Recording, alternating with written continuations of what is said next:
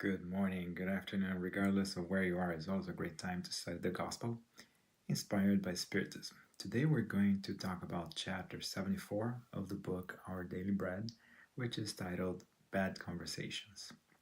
Before we begin, I'd like to take an opportunity to thank Kardec Radio to bring to us conversations just like this one. Kardec Radio is in several social media platforms. So, as usual, let's close our eyes in prayer and connect to our spiritual benefactors, our spiritual friends who are always there for us, always guiding us, always giving us strength during our struggles, always giving us inspiration in our ideals, in our actions. Let's connect to those friends. Let's never forget that we're not alone. And then regardless of how the world appears to be unjust to us, how hostile the world might appear to be to us, it is important for us to always stay in connection with those higher spirits who are our friends, who are there to support us. So be it. So again, today we're going to be covering chapter 74 of the book Our Daily Bread. Again, it's titled Bad Conversations, and it's based on Paul, the First Corinthians, chapter 15, verse 33, which goes like this. Do not be misled. Bad company corrupts good character. So this is a very common sense message here from Paul to us, reminding us of the need for us to be close to those who promote goodness, those who inspire us to do good, to have good actions, to have good attitudes. And this is actually an old saying of the time: bad company corrupts good character. So again, Paul is using that very colloquial phrase to remind us of the need to be in contact with good words, good messages, good vibes, and again, to be around positive individuals. So it starts like this. Emmanuel indicates that an undignified conversation always leaves traces of inferiority wherever it occurred. An environment of distrust immediately substitutes the climate of serenity.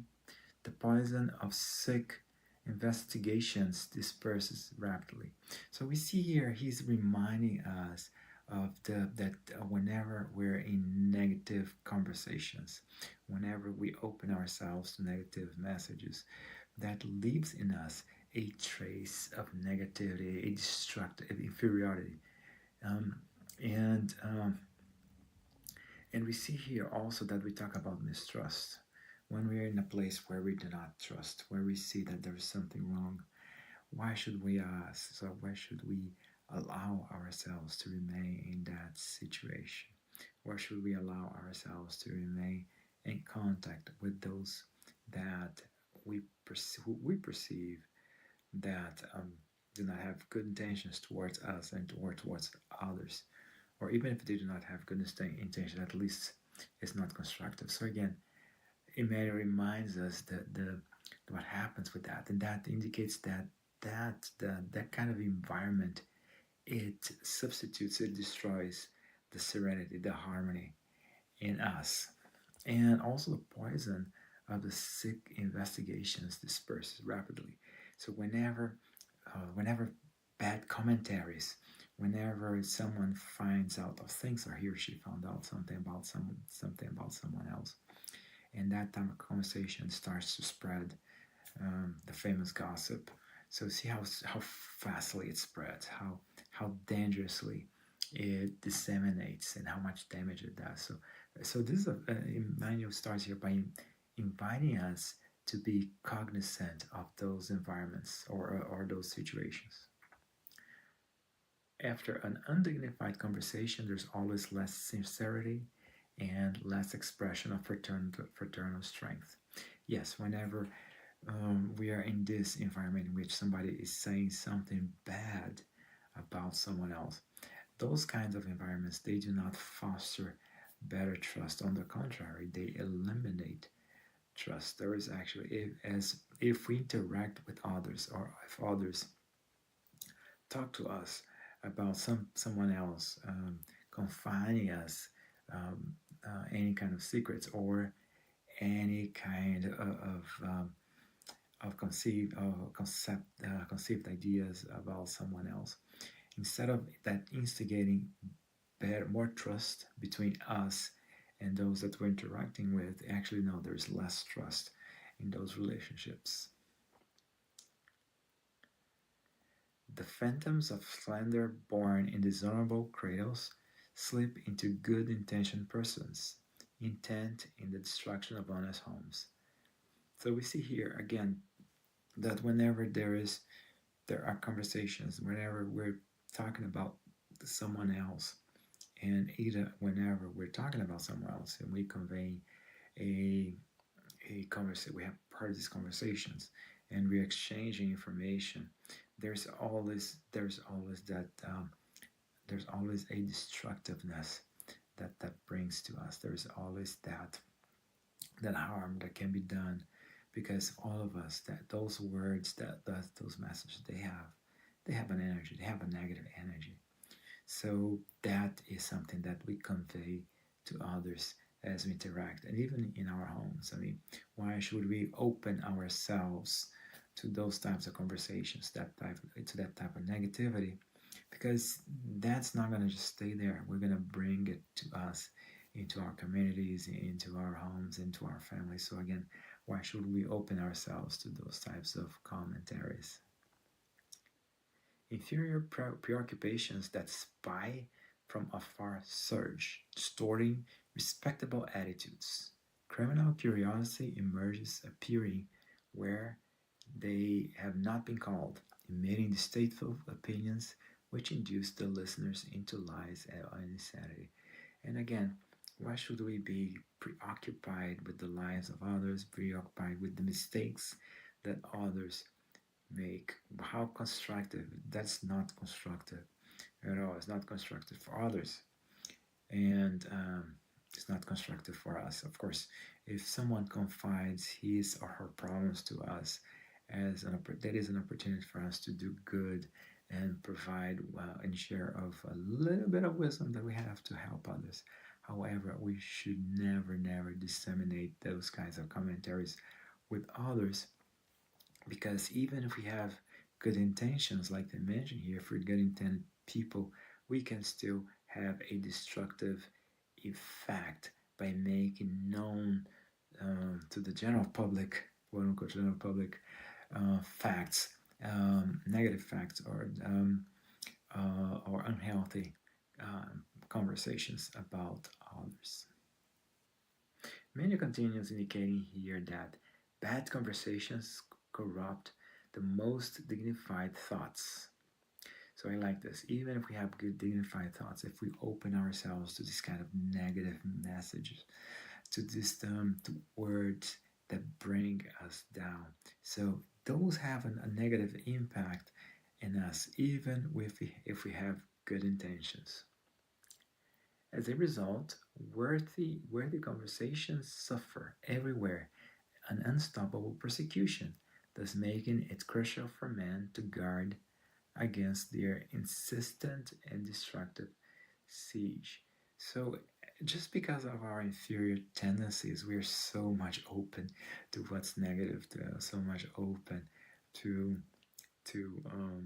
again to instead of open to selecting negativity, then we are to good conversations, to the constructive.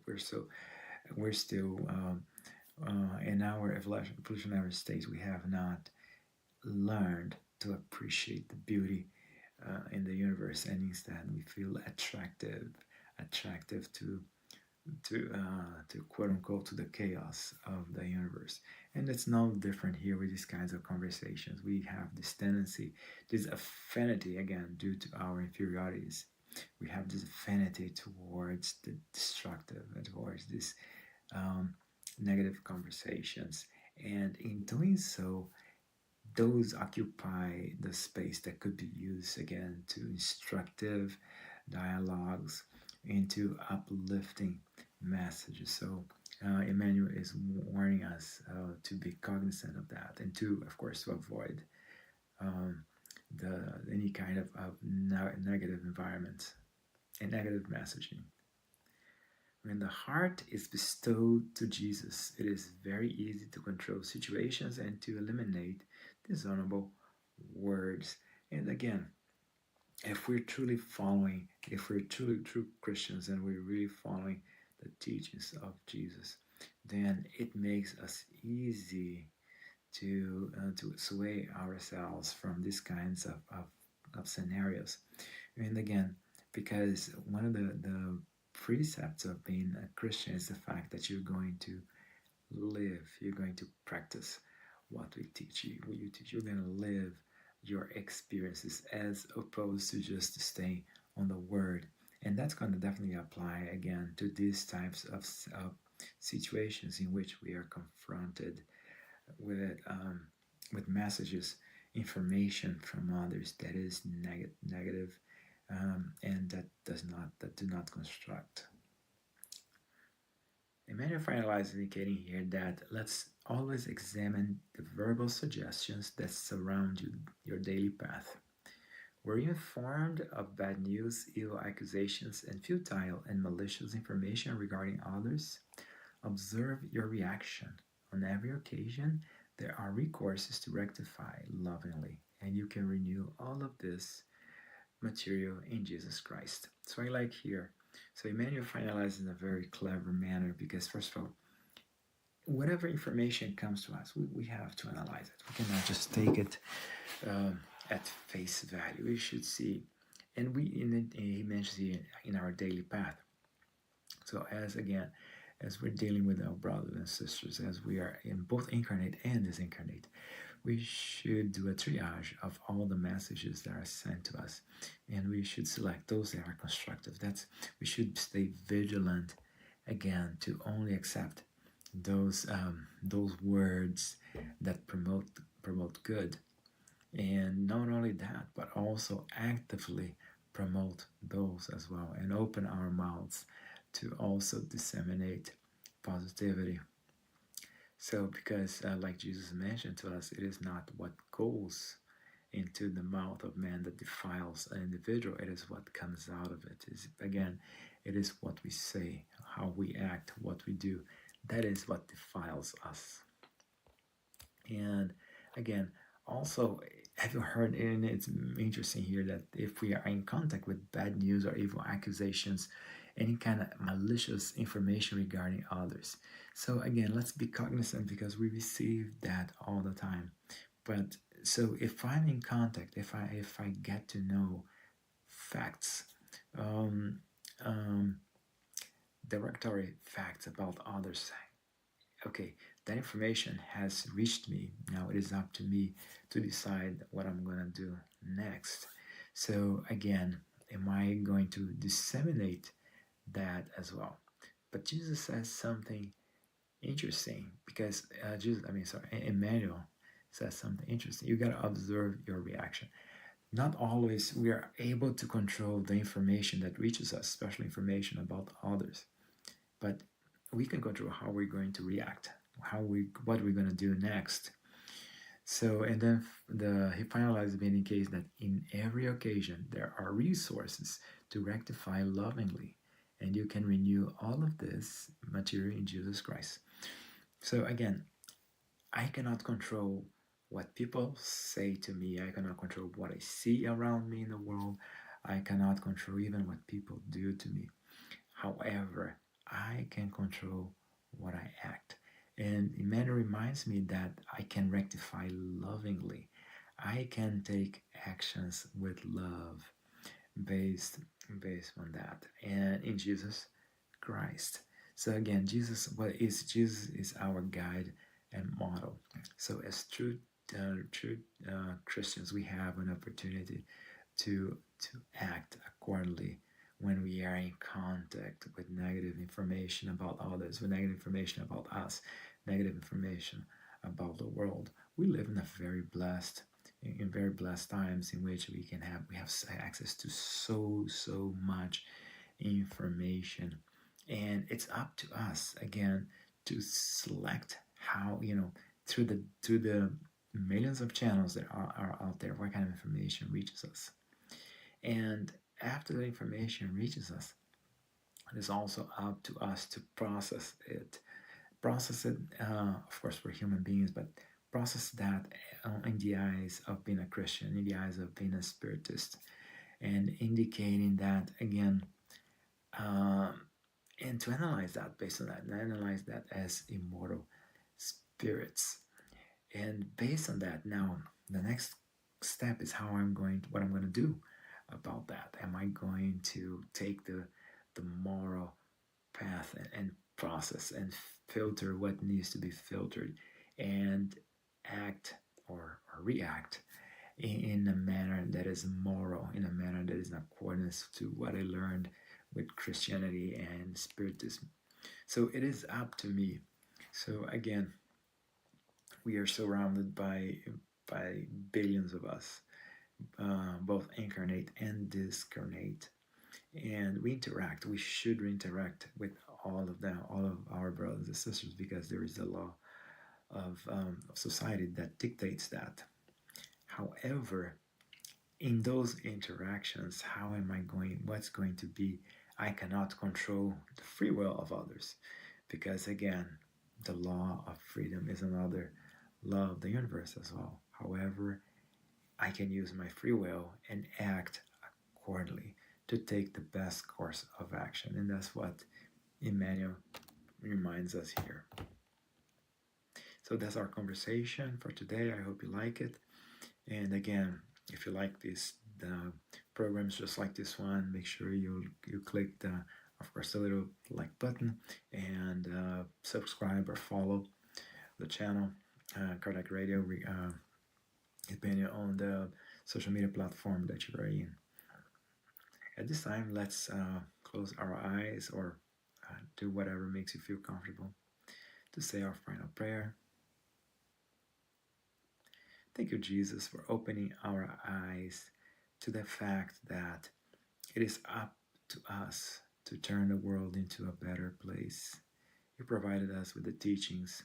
You provided us with the practices. However, it is up to us to put into motion what Christianity, what Spiritism has informed us.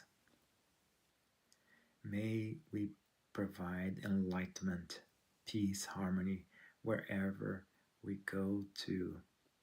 And as we interact with our brothers and sisters, both incarnate and discarnate, may we give them what is best from us. Our good qualities, our good thoughts, our good words. Again, we cannot control how others behave. However, it is up to us to take the higher ground always and act as the true spiritists, the true followers of Jesus, who we are. Thank you so very much. So be it.